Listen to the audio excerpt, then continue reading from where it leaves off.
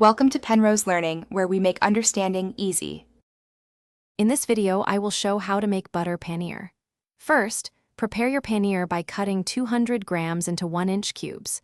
Next, lightly pan-fry these cubes until they achieve a beautiful golden brown color on all sides. This step adds a lovely texture. After frying, immediately soak the paneer in warm water for about 10 minutes. This keeps it wonderfully soft for the curry. Now, let's build the rich gravy base. Begin by sautéing 1 finely chopped onion in a pan with 1 tablespoon of butter until it becomes soft and translucent. Then, add 1 teaspoon of ginger garlic paste, cooking for about 1 minute until fragrant.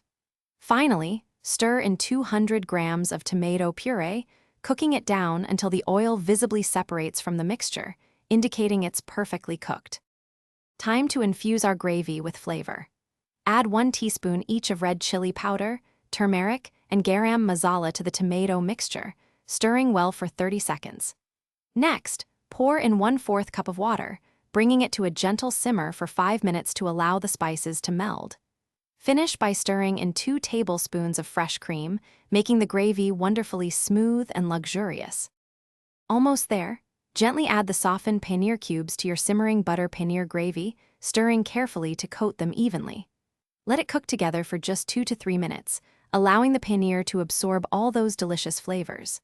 Garnish generously with fresh cilantro and a small pat of butter for that authentic finish. Serve hot with naan or rice. Don't forget to check the description for links to other great deals, including that fantastic O-Ala water bottle. Thanks for watching. If this was helpful, leave a like and consider subscribing. See you next time.